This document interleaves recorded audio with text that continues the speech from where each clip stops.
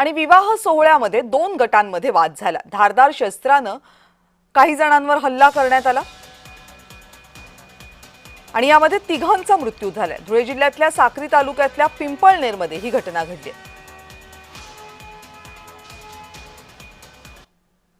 जसे आम्ही गेलो बसायला गेलो तिथं बोलायला गेलो तर बोलताना आम्ही बोललो म्हटलं भाऊ असे असे स्टेटस का बरं ठेवता, कोणाचं लग्न होऊ द्या असं तसं।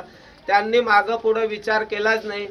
माझा भाऊ आहे, माझ्यापेक्षा लहान सुरेश गिरी सुकडूगिरी गोसावी, त्याला डायरेक्ट मारून टाकला। जेव्हा त्याच्यावर सुटलं तर तिथं देवेंद्र ज्ञानेश्वर पवार गेला, त्याला बी घाव मारला।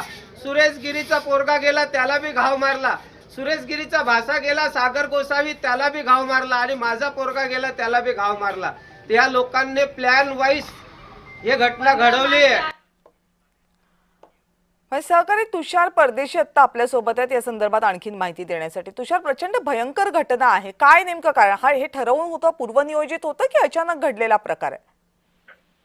नक्कीच कविताजी, या ठिकाणी पाहायला गेलं तर पिंपळनेर मध्ये आज हळद समारंभ होता आणि ह्या ठिकाणी गुजरात राज्यातील सोनगड येथील नवरदेवकडचं वराड हे देखील आलेलं होतं आणि यांच्यात कौटुंबिक वाद असल्याचं या ठिकाणी निष्पन्न झालेलं आहे। एकंदरीत साखरपुडा समारंभ सुरू असताना यांच्यात हा वाद झाला आणि या वादाचं रूपांतर हे राड्यामध्ये झालं। या राड्यामध्ये चाकू सारखे धारदार शस्त्राने या ठिकाणी वधूवर पक्षाच्या काही लोकांना या ठिकाणी घाव मारण्यात आला आणि या ठिकाणी दोन जणांचा जागीच मृत्यू तर तिसऱ्याचा धुळ्यात उपचारादरम्यान मृत्यू झालेला आहे।